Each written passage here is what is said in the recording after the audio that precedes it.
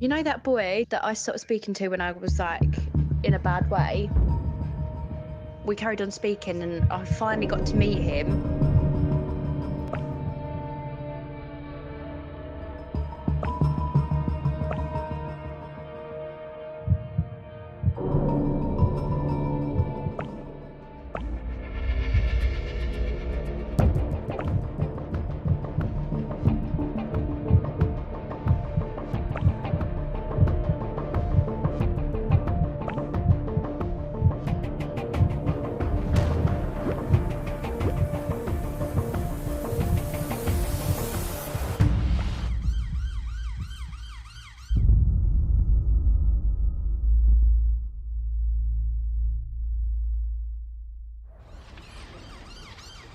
Joshua Stimpson launched a brutal and frenzied attack on Molly McLaren, stabbing and slashing at her more than 50 times.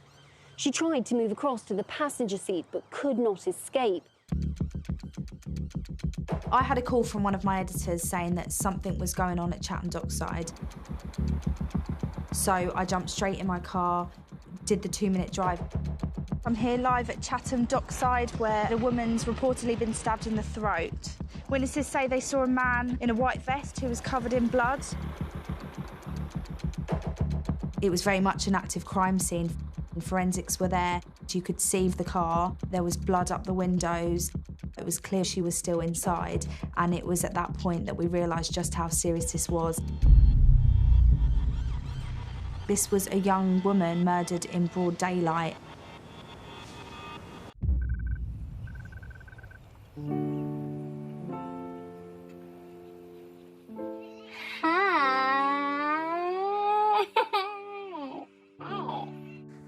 Molly's dancing because she's drunk and she loves herself. Molly was probably the happiest person I've ever met. She always made me laugh. She was always up for a good time. Molly is eating her burger and now she's laughing. There's nobody, I don't think, that's ever met her that never liked her. This is what you call friendship. Look, do you know what? No one gives a pee back on a night out unless they're dedicated. Dedicated. And also... Dedicated. Also whipped. She was just the person that you relied on if you were having a bad day. She'd always cheer you up. Life and soul of the party. She did it. She did it. She was on all of the platforms, Facebook, Snapchat, Instagram. She was like constantly uploading videos of her running or doing sport exercise, that kind of thing. Get to the same bit every day where I feel like I'm lagging. Everyone gets that bit. Just got to push through. It is not pretty. She wanted to go into personal training and she had a massive interest in nutrition, all that kind of stuff. She was an incredibly beautiful girl. Yeah, she probably could have met somebody in a pub or a club or something, but Tinder at the time, it was fairly new and everyone was sort of meeting people on there. Josh and Molly both matched on Tinder.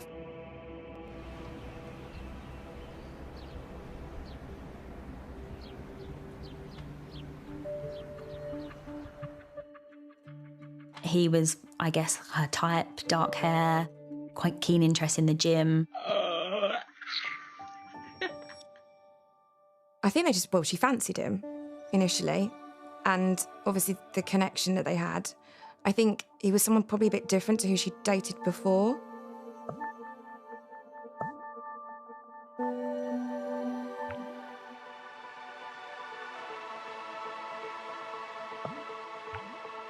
Oh, you know that boy? I finally got to meet him. Literally seen him nearly every day for the past, well, over a week now.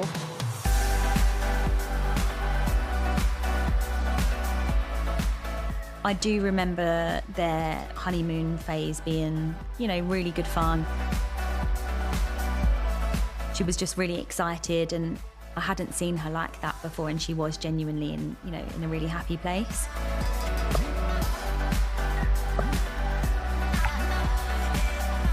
She definitely thought she loved him, especially at the beginning part.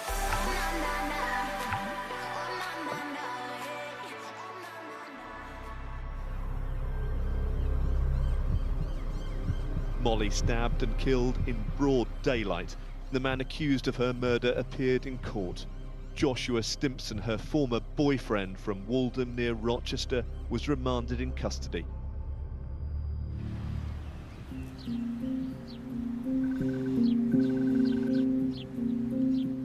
He came in, he sat down, he seemed quite comfortable, easy to talk to. Yeah, he came across as a nice guy. He once said to Molly that he'd not had a girlfriend before. She was his first girlfriend. She actually felt a little bit sorry for him, that maybe he was a bit lonely, whereas she wasn't. She was looking for love, but he seemed to be looking not just for love, but just being wanted by someone. Josh seemed to prefer to come here rather than Molly and him go to where he lived. We used to share a beer, talk about football, blah, blah, blah.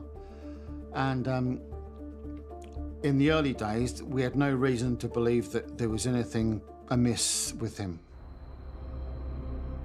One psychiatrist's report suggested when Joshua Stimpson killed her, he was suffering from a mental condition that resulted in him losing control. Therefore, he was guilty of manslaughter and not murder. Joshua Stimpson was charged with murder. He admitted to the killing, and the issue, therefore, in the case was not did he kill, but what was his state of mind at the time of the killing. I got really annoyed the other day because I oversaw a message from a girl like asking him to go bowling, and I got the right ass thinking that it was a date, and then it turns out it was his friend, and now he thinks I'm a psycho. I think the connection between Josh and Molly was the fact that they both had some sort of mental health problem. Molly suffered with anxiety and had bulimia. She wrote a couple of blogs on social media.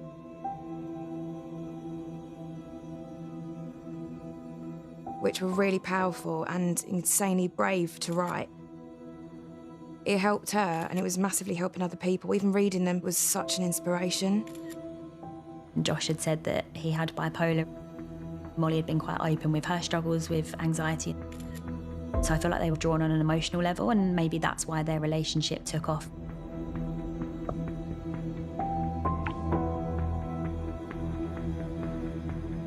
He claimed to be bipolar. It was a shock, but, you know, at that time, Molly had her issues. And we thought, OK, well, maybe it's a good match because she had issues, he's bipolar. We thought maybe they could help each other.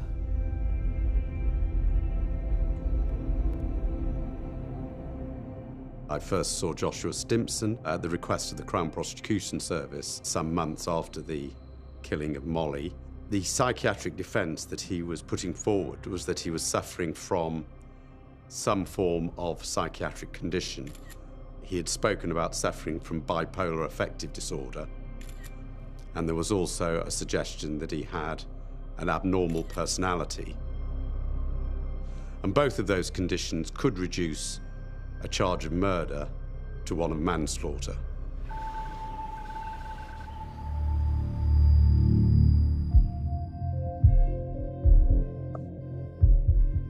Molly started to identify that Josh was maybe a bit controlling when she was quite busy with her dissertation and her exams, and he would just turn up uninvited. And he was quite persuasive at, I'll just come and sit on the bed whilst you sit on your laptop, and, don't mind me, I'm just going to be around. And that was a little bit strange. He gave up his job, and she was absolutely livid that he'd done that. He'd done it because he wanted to spend more time with her. She did feel really suffocated. She just wanted a bit of space, and I think that probably was one of the signs that something's not quite right. Molly said, I'm not sure I feel the same about Josh as I did. She seemed to be getting cold feet and decided that it wasn't for her.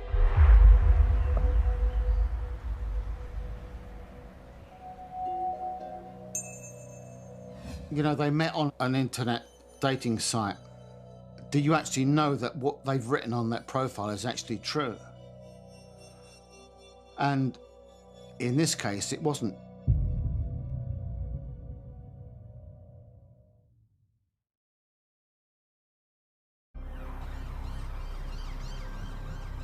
Behind the smiling face, Joshua Stimpson was an obsessive and controlling boyfriend who ferociously stabbed Molly McLaren to death just 12 days after she broke off their 7-month relationship.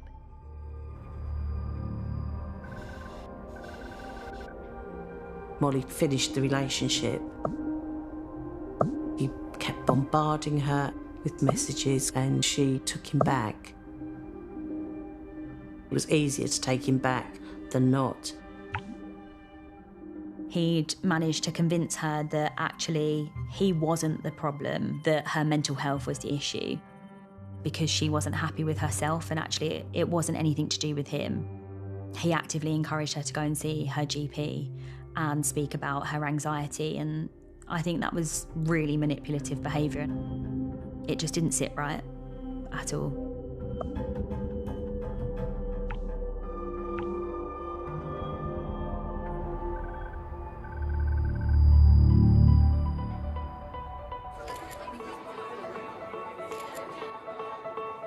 The first time I met Josh was at a family party. Molly, she was doing what Molly did and just was enjoying herself. He didn't join in. It was like he couldn't relax. The evening ended and he just walked on ahead of us, wouldn't walk with us. I was still awake and my phone went and it was Molly and, "Can you come to our room? Josh is kicking off." I went in, Josh started saying, look at this, I've been filming her, look at this, look at this. And Molly said, "He's just taking films of me, he's trying to get something on me." He was having a go at her for having a good time and trying to record her reaction. It felt like he was trying to build leverage, something to hold against her. She was really worried about the conversations that they'd had in private, and she was worried that he would share them. They were arguing more. That's not what she wanted from a relationship.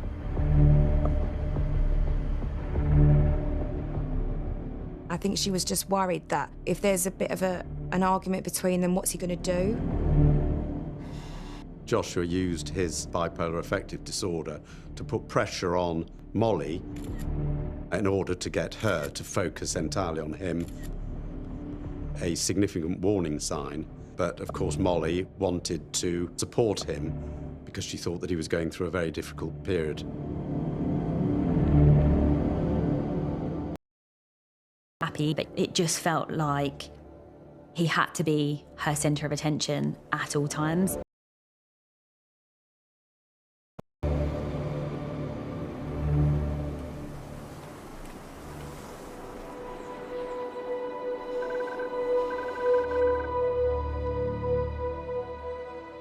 They'd already booked the holiday, so she said that she was going to go and see how she felt when she was there and also when she got back.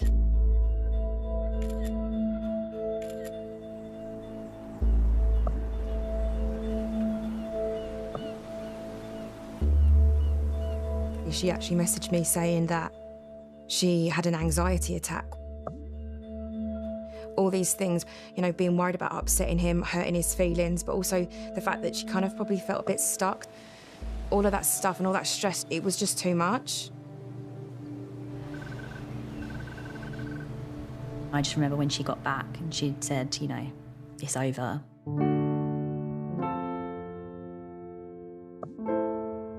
She obviously reached out to me and told me that they'd broken up, and she felt quite relieved that she'd sort of done it, which, you know, that's a good outcome.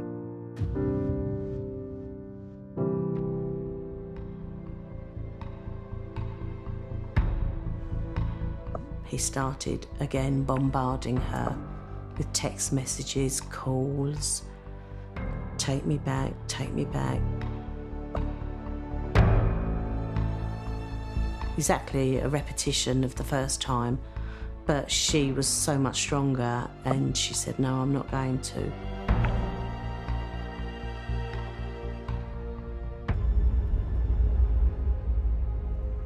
When most relationships end, there can be intense feelings felt by either or both parties, and usually people work through them. There is a small minority where, when a relationship ends, things become extremely toxic and potentially dangerous. In Joshua's case, he was undoubtedly upset, but that turned fairly quickly into anger and rage. Molly McLaren suffered injuries to her face, neck and hands. One brave onlooker tried to help, slamming the car door on Stimpson's leg, but Joshua Stimpson would not stop.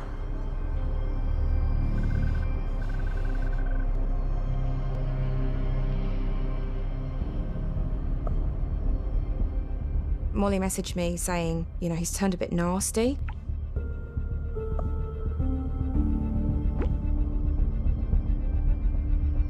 She showed me the images of the kind of things he was posting. They were really personal. Like, oh, you know, you're lying to your family, your mum doesn't even know the truth. Saying all this nasty, manipulative, evil stuff. He clearly wasn't doing it because he wanted to show how much he loved her. He was doing it, like, for the complete opposite reason.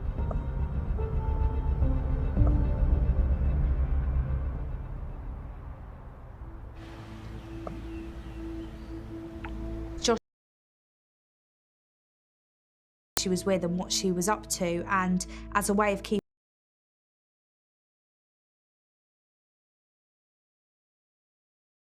try and help him find out exactly what Molly was doing through social media. People who are enlisted into helping stalkers often don't understand the full extent of what's happening and the impact it's having on the victim. They're lied to and told a very different story, some fake narrative about what that person has done.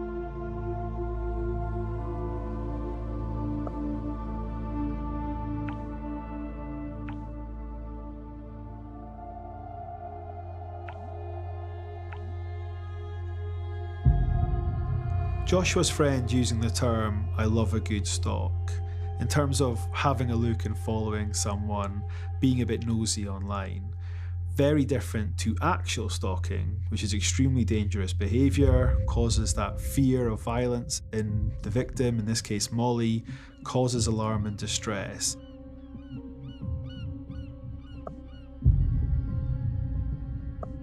Social media allows a potential stalker to track an individual without having to physically get into close contact with them, and then enables the stalking behaviour, which can culminate in violence.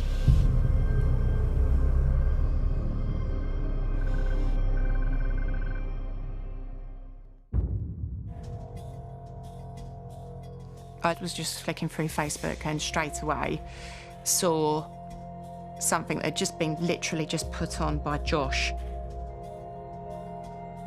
And the only reason that I'd seen it was because he'd tagged Joe in it. So I rang Molly straight away and she immediately, her reaction was, oh my God, Claire, what's he done?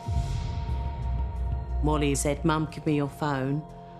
I gave her my phone and she deleted him. So I couldn't see what was on there. She said, he really wants to hurt me by getting at me through my family. But there was nothing I didn't know about Molly. He was dragging up stuff. He was posting screenshots of texts between the two of them. So, like, private conversations they'd had. It was as if, you know, throughout their relationship, he was gathering ammo to sort of set against her for this time. It got to the point where she was, again, getting so anxious. I said, no, this isn't right. I said, we've got to approach Facebook and have it taken down. So We both contacted Facebook. Unfortunately, you don't get to speak to any one person. It's all by messages. And we did this a couple of times. Eventually, they took the post down and said if he continued to do it, they would block him.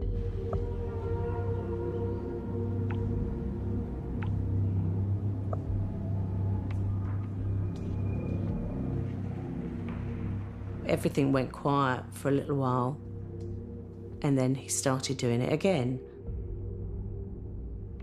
So we then got back in touch with Facebook. They looked into it, apparently, and they came back and said, we are not going to block him because there is nothing really that we can see that he's doing wrong. When Facebook took down that first post that Molly reported, they were looking at their code of conduct and saying, is this something we can't allow? Further posts met with their code of conduct, and that's because they were looking at those posts in isolation. They weren't looking at the bigger picture and the pattern of behaviour that Joshua was displaying, which was stalking. This was the moment police arrived at the Dockside Outlet Shopping Centre car park just moments after Joshua Stimpson stabbed his ex-girlfriend to death in her car.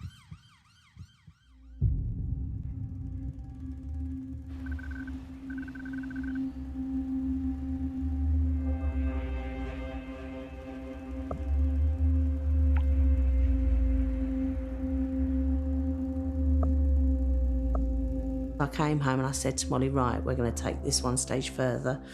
We'll go to the police. They took us both into a room. Molly told them all about it and they said, right, we need to speak to Josh. They made the phone call. He was very cool, very calm, very collected. In fact, came across quite cold, and the police told him that he must stop what he's doing. If he didn't stop, they would have to come and arrest him.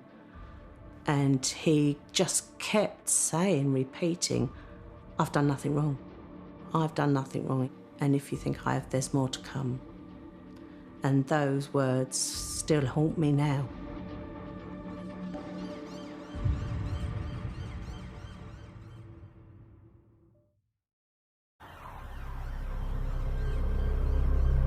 One psychiatrist's report suggested Joshua Stimpson was guilty of manslaughter and not murder. But the prosecution produced a psychiatrist of their own. He pointed to the premeditated nature of the attack and said the stalker is always in control.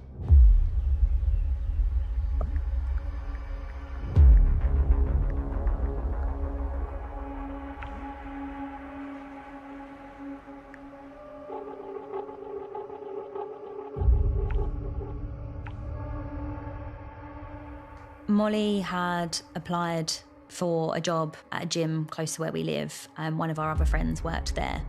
And almost instantly, Josh had then started going to that gym, and he was going in the morning, he was going again in the afternoon, almost as if he was trying to look for her, but we'd never quite worked out how he knew that she would have been working there.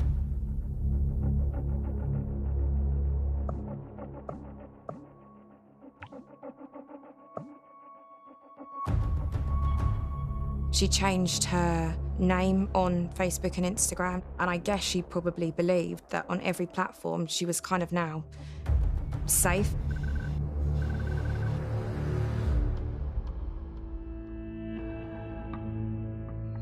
She set up another account on Instagram, and it was all about her fitness and supporting other people doing it, giving people advice, and it was all really positive, uplifting stuff. I think it was probably her way of just being like, let's just forget all of that stuff that's going on and let's just focus on stuff that I'm passionate about.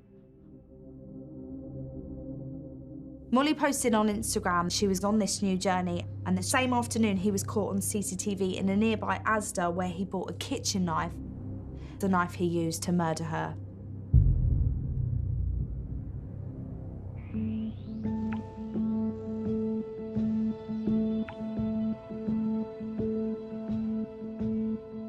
I got a message from Molly and it was a picture of Josh with a pigeon, and he'd put the caption as 1 week single and already chatting up the birds. And she sent me a message saying that it completely made her evening.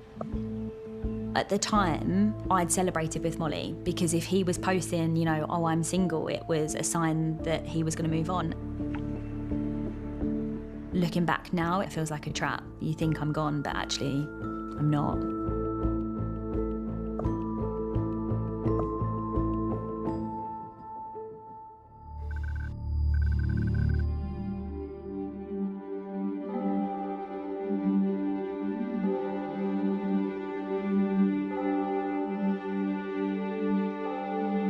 We'd gone out for dinner to celebrate Molly enrolling on a PT course. One of our other friends had been promoted and we had a lot to celebrate. So we went to the ship and trade in Dockside. That evening, Josh had arranged to meet another woman he'd met on a dating site. Molly posted on Instagram that she was going out that evening. Shortly afterwards, Josh texted his date with a change of plan.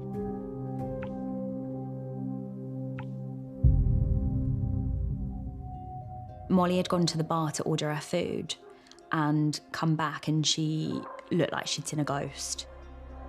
She said that she'd seen Josh.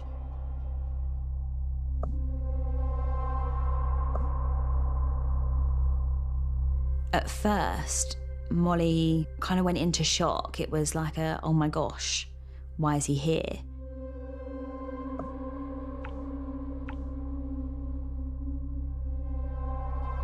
I'd tried to comfort her and say, well, if he's going on a first date, he's probably picked somewhere you've never been.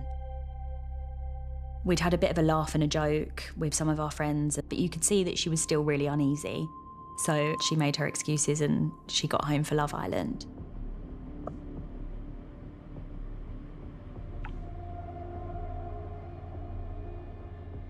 We'd later seen on her Instagram that she'd posted a picture of where she was. But at that point, she didn't have Josh on social media.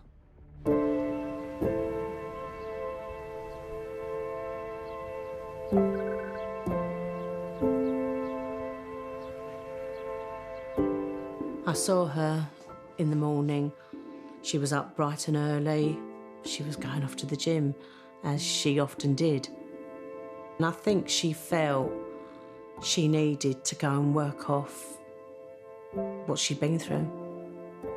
We had a little chat, told each other we loved each other, which whenever I talked to Molly, we had a little saying. I would say love you, Molly would say love you more, and I would say love you mostest, and that would then stop. But we had that saying. We said that was kind of one of the last things I said to her.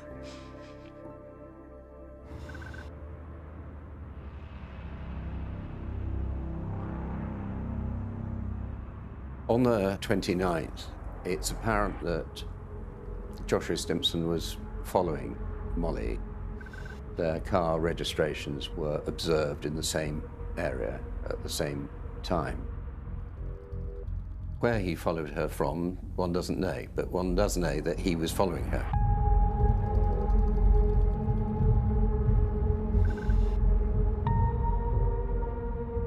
The court heard at 10:06, Molly arrives at Pure Gym at Chatham Dockside. At 10:14, Josh enters the car park.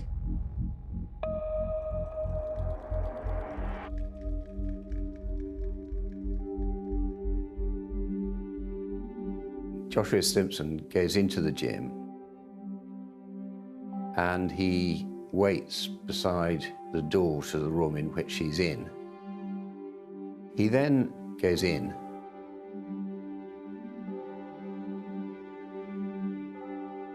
Molly sent me a message with a picture of Josh saying that he'd turned up at the gym.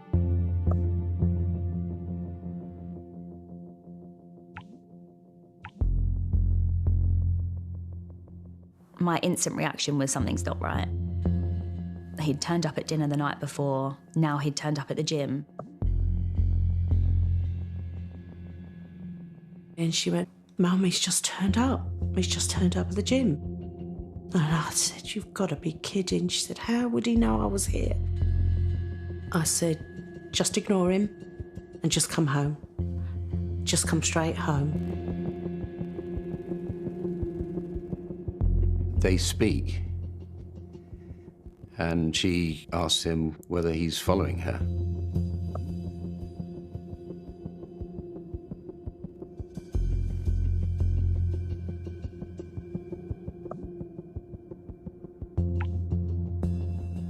My instant flicker was straight to social media. So I said to her, do you have your location services on anything? How does he know you're there? She was also chatting to the guys in the group chat as well, and everyone was of the same opinion. She needed to just leave, don't chat to him.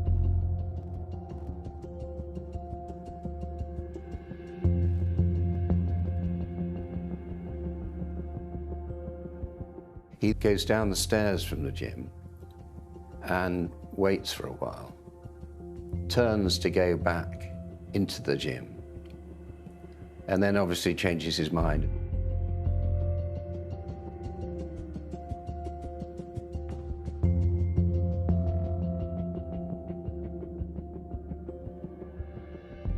Josh gets into his car and starts driving slowly around the car park. He's waiting for Molly to leave.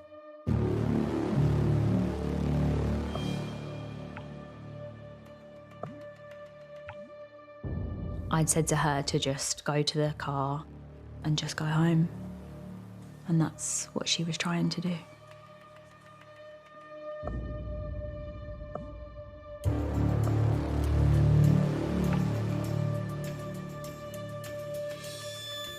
CCTV shows Joshua Stimpson's car driving very slowly. He's obviously watching where she's going, where her car is.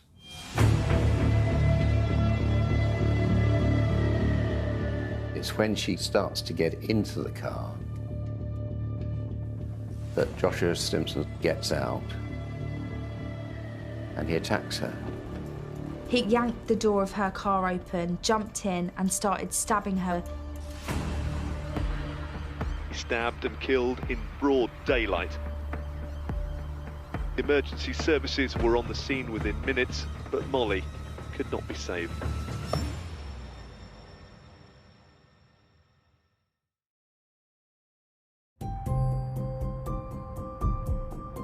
It would normally take Molly about 15 minutes to get back.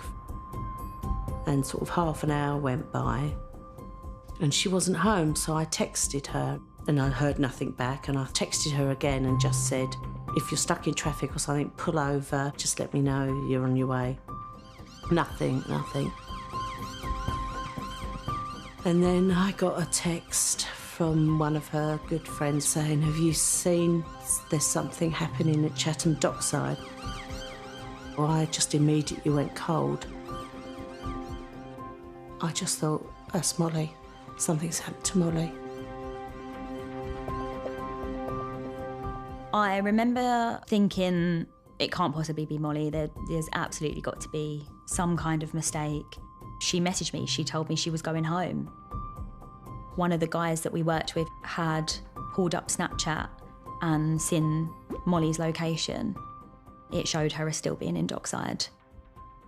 She'd never made it home.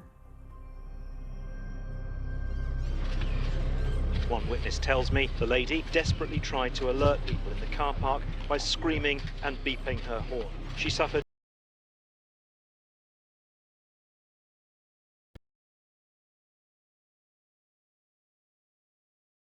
Molly's car.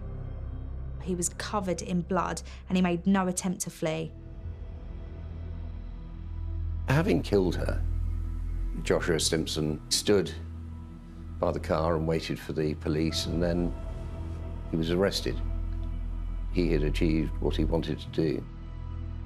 There was no need for him to run because there was nowhere for him to go. Well, I was on a drill ship 100 miles off the coast of Senegal. I got an email from Joe that said, "Call me straight away," and I thought, at the time, Christ, what's that? So I got my phone and went up to the bridge deck and I called Jo and she said, Josh has murdered Molly. I screamed so much and my body was shaking and she didn't even have to tell me who done it.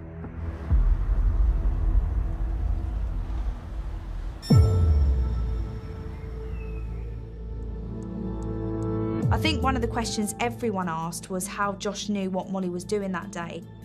It's possible he could have guessed where she was going, but it's also possible, based on his recent stalking habits, that he could have tracked her through social media. Molly did use Snapchat quite a lot, posting little videos to people, or you can share them to your whole network. But at the time, there was a new function. It would show where you are. You would literally be able to see a map and zoom in and you could see the little character. Great functionality for sharing and being social, but really dangerous in the wrong hands. Tools like Snap Maps and social media sites are often used in harassment and cyberstalking cases. I don't understand how else he would have been able to find her without social media. The day that Molly was killed, her location services were switched on Snapchat, and using the Snap Map feature. Whether Josh used that to find out that she was leaving the house, I guess we'll never know.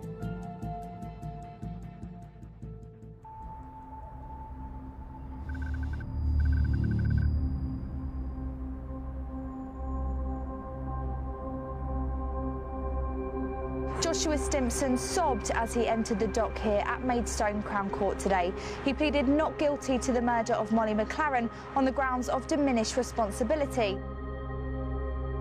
When I saw him, I was quite shocked because I'd seen so many pictures of this man. You know, he was attractive, he seemed quite slim. But when I actually saw him in the flesh, he was in a grey tracksuit, he looked a lot chunkier than the pictures.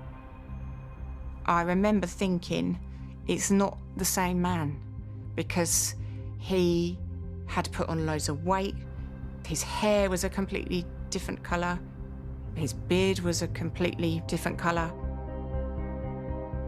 He looked totally emotionless, and I needed to make eye contact with him, but he refused to make eye contact, and he just sat there looking like nothing.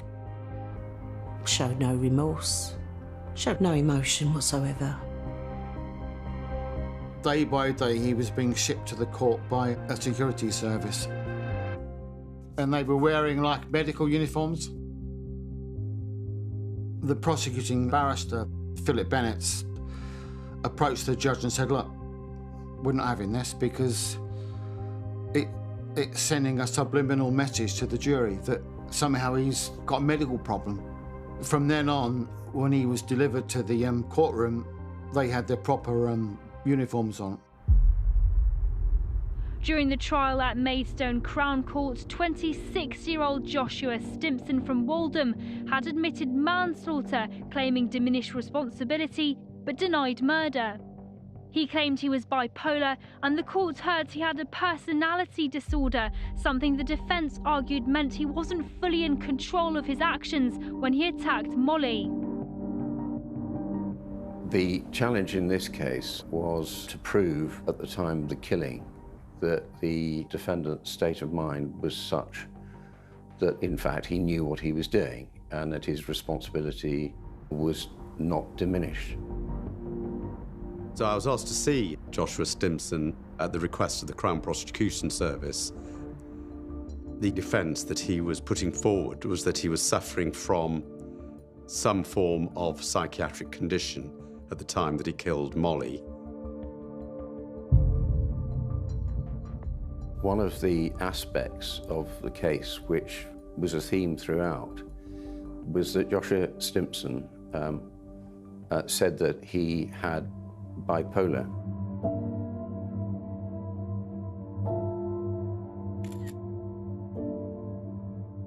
I would just say any time they maybe had a disagreement, that came up, and you must spend time with me because I'm having an episode. My diagnosis was that he was not suffering from bipolar affective disorder and did not reach the threshold for a personality disorder. In other words, he didn't have a medical defence to reduce to murder, to manslaughter. He'd told Molly that he'd had bipolar, and that's not something that you think people lie about. In Joshua Stimpson's case, the separation of his parents and his feelings of abandonment by his mother would undoubtedly lay the groundwork for some of the development of that abnormal personality. There were some narcissistic aspects to his personality, so he was very conscious of his own appearance, but would not, by any means, afford him a defence to murder. We found out in the courtroom he never had bipolar, but I think he had a severe character defect. I think he needed to feel loved, he needed to feel supported, but to try and rest your case on him being bipolar was a complete mistake by the defence. During the trial, we found out he'd had several girlfriends. He'd been rejected by them and made threats and done similar kinds of things to them. 2 ex-girlfriends gave evidence in court. One testified that after they'd split up, he'd posted abusive messages about her on social media. He also posted a threat under one of her holiday photos. It was chilling because it was then that we realised that he had done this before. One night she was out at a party and received a message from him saying that there was something waiting for her at home, and when she got back she found all of the tyres on her car had been slashed. She went to Staffordshire Police and Josh was given a warning. A police officer sent him a text and a voicemail telling him to stop. They had gone to the police, but because there was no physical evidence to say that it was him, it hadn't been logged. So there was no history there on him at all.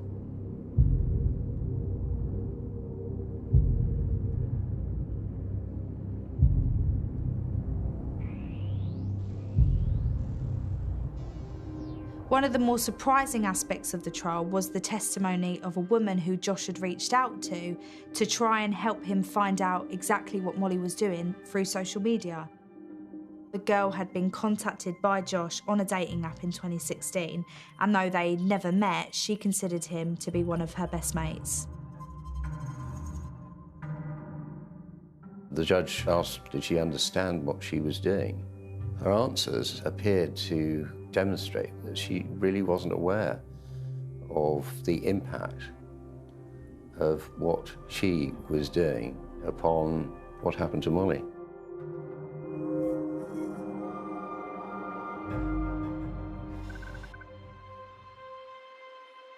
Today, Molly's devastated family were in court as a jury took less than 4 hours to find Stimpson guilty of murder, and a judge sentenced him to life in prison with a minimum term of 26 years. The verdict has brought us a small measure of comfort, but it seems that nothing will take away the pain or allow us to come to terms with our Molly being taken from us.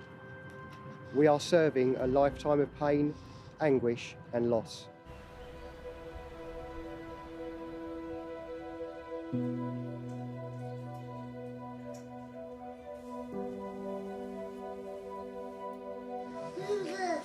Right, Molly, what are you going to open first?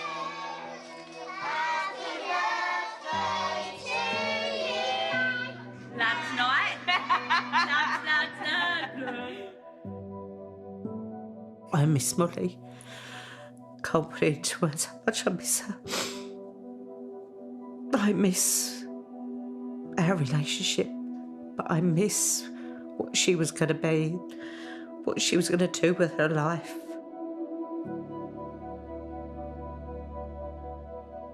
I can't imagine what she went through in that car. I just wish I could have done more as a father. just wish I'd never told her to come home. I wish I'd told her to go and be with other people, not to be on her own, to be with others. I don't hold myself responsible, don't get me wrong, but there's no one responsible but him.